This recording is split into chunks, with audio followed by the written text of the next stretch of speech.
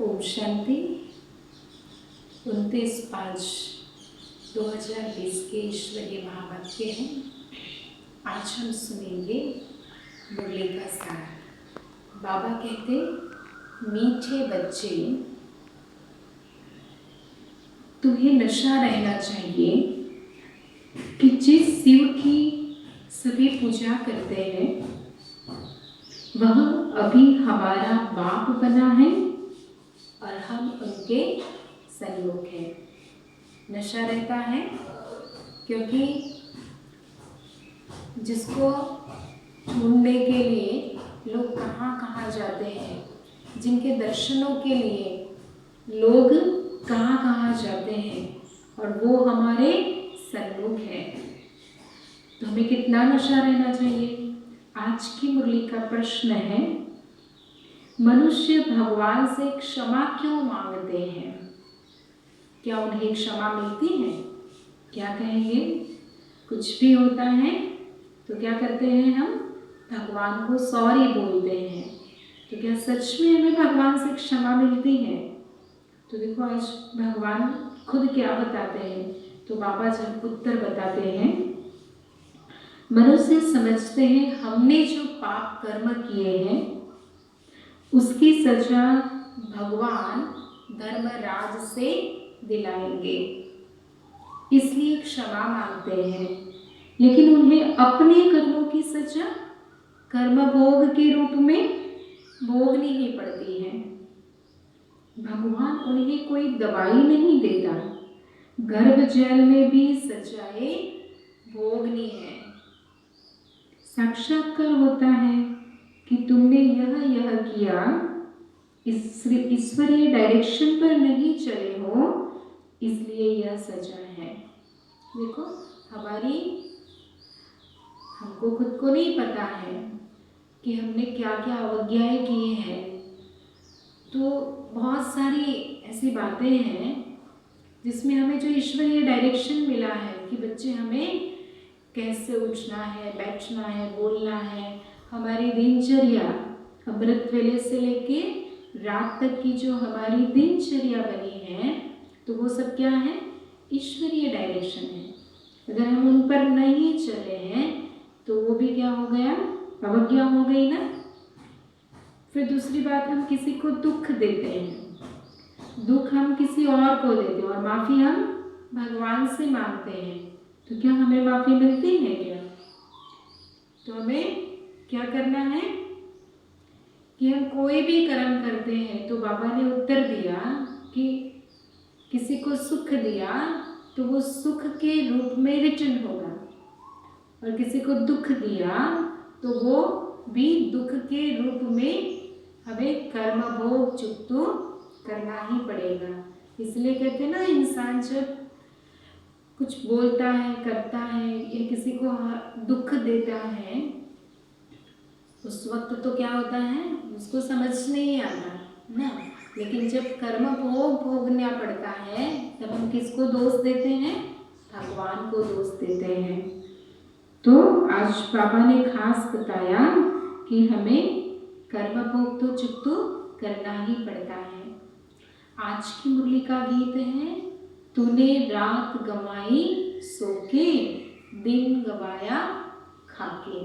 अभी हमें सोचना है कि मुझे खुद को ही, मुझ आत्मा का कल्याण करना है, और जब कल्याण करना है तो मुझे खुद के लिए टाइम निकालना है।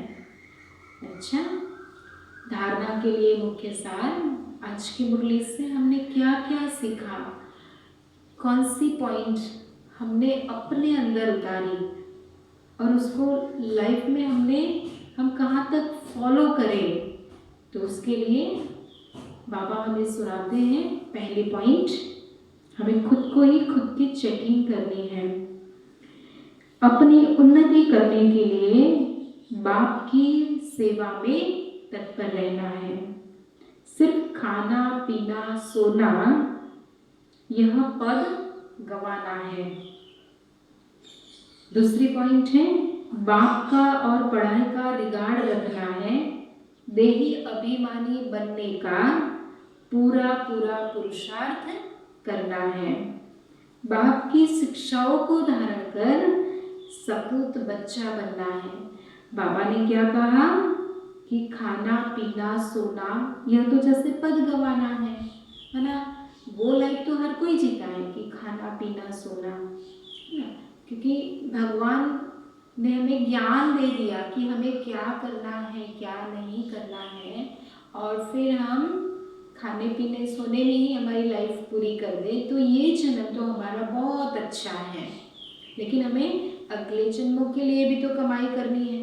जैसे हम क्या करते हैं इस जन्म में भी, कि अभी तो हम कमा रहे हैं, लेकिन फिर भी हम क्या करते हैं, थोड़ा थोड़ा बचत करके बैंक में बैलेंस करते हैं, जमा करते हैं। क्यों?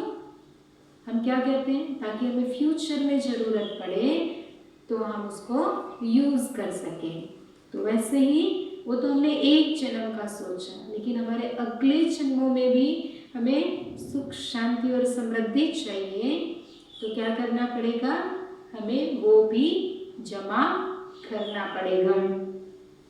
आज की मुरली का वरदान, स्वयं को विश्व सेवा प्रति अर्पित कर माया को दासी बनाने वाले सहज संपन्न भव। अब अपना समय सर्व प्राप्तियां, ज्ञान, गुण और शक्तियां विश्व की सेवा अर्थ समर्पित करो। जो संकल्प उठता है चेक करो कि विश्व सेवा प्रति है। ऐसे सेवा प्रति अर्पण होने से स्वयं सहज संपन्न हो जाएंगे। सेवा की लगन में छोटे बड़े पेपर्स, परीक्षाएं स्वतः समर्पण हो जाएगी। फिर माया से घबराएंगे नहीं, सदा विजयी बनने की खुशी में नाचते रहेंगे। माया को अपनी दासी अनुभव करेंगे। स्वयं सेवा में सरेंडर होंगे तो माया सरेंडर हो जाएगी। बाबा ने क्या कहा कि हमारे मन में कोई भी संकल्प आता है तो चेक करो कि वो विश्व सेवा प्रति है। अगर नहीं है, भगवान की श्रीमत के अकॉर्डिंग नहीं है, तो हमें क्या करना पड़ेगा, उसको तुरंत ही स्टॉप करो, है ना। तो बाबा ने क्या कहा कि माया तो आएगी परीक्षा लेने, लेकिन बाबा ने कहा कि बच्चों माया से घबराएंगे नहीं, फिर हम विजयी बन जाएंगे। हमें पेपर्स में बाबा के प्रति जो हमारी लगन है वही हमें छोटे छोटे पेपर्स में विजयी बनाएगी। तो बाबा कहते हैं कि सेवा में सरेंडर होना है, सर अंडर करना, है ना। जैसे कोई राजा के सामने जाता है तो सर झुका के बात करता है ना। तो वैसे हमें भगवान ने जो श्रीमत दी है तो हमें सर झुका के जी माना कि हमें बाबा की श्रीमत अनुसार चलना है। आज का स्लोगन है, अंतर्मुखता से मुख को बंद कर दो तो क्रोध समाप्त हो जाएगा। बाबा ने कहा अंतर्मुखता से मुख को बंद करो तो क्रोध समाप्त हो जाएगा, मन ही शांत हो जाएगा। अच्छा, ओम शांति। आज हम 2 मिनट बाबा की अभी याद में बैठेंगे, साइलेंस में बैठेंगे और हम एक संकल्प क्रिएट करेंगे और अनुभव करेंगे। खुली आंखों से ही हम मेडिटेशन करेंगे।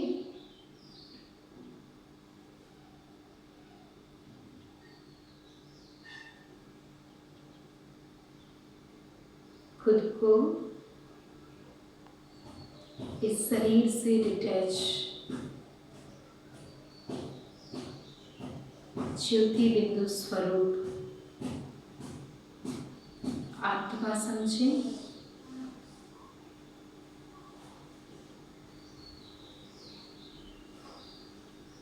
मुझ आत्मा की लाइट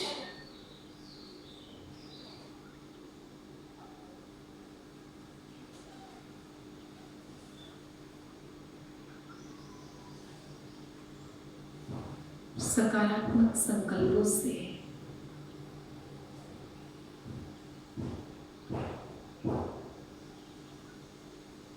कितनी शक्तिशाली, कितनी तेजस्वी है।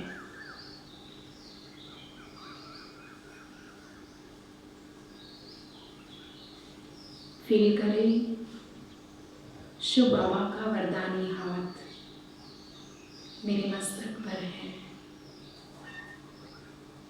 बाबा ने मेरे सिर पर अपना वरदान भरा हाथ जैसे ही रखा, बाबा से सर्व शक्तियों की रेस मुझ में समा रही है।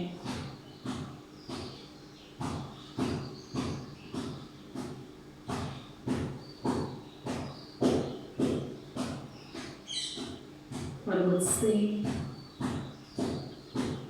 चारों ओर विश्व में फैल रही है। विश्व की सभी आत्माएं दुख, अशांति, चिंता से मुक्त होकर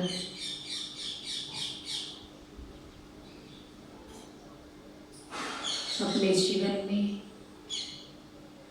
सुख और शांति का अनुभव कर रही है। प्रकृति भी खुश होकर सबको सहयोग दे रही है। सभी आत्माओं के जीवन में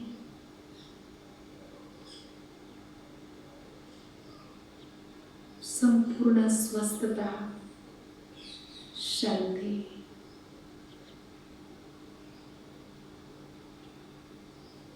और सुखमय जीवन का आनंद ले रहे हैं।